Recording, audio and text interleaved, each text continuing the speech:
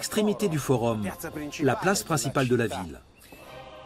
Une place depuis toujours remplie de vie et d'effervescence. Mais ce matin, l'atmosphère est différente. Les gens s'interrogent. Tournés vers les terres, ils montrent le Vésuve. Pour eux, nous l'avons dit, ce n'est qu'une montagne. Mais aujourd'hui, un étrange nuage semble planer au-dessus, immobile. On dirait presque une émanation de la montagne elle-même. Et ce n'est pas tout. Le sommet paraît plus clair, comme recouvert d'une couche blanchâtre.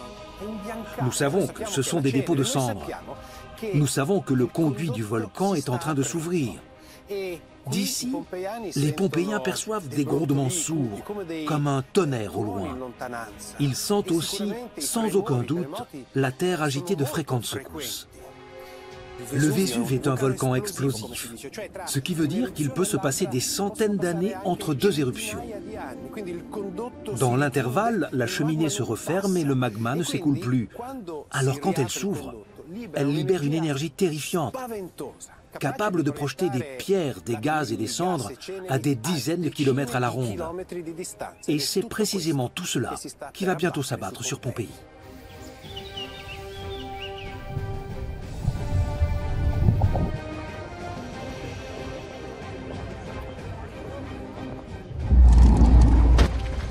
Un vent de panique déferle sur la ville.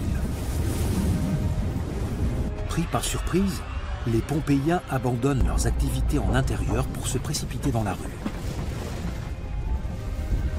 Au-dessus du volcan, une formidable colonne de gaz et de cendres s'élève, surpuissante, titanesque, si haute qu'elle est visible à des kilomètres de là.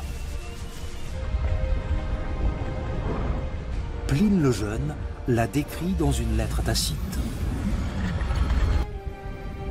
La nuée s'élançait dans l'air. Sa forme ressemblait à celle d'un pin, comme un tronc immense dont la tête s'étendait et se déployait en rameaux.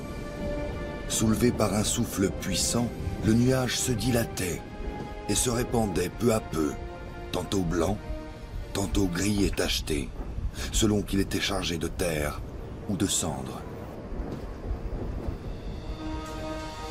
De ma vie, je n'ai jamais vu pareil.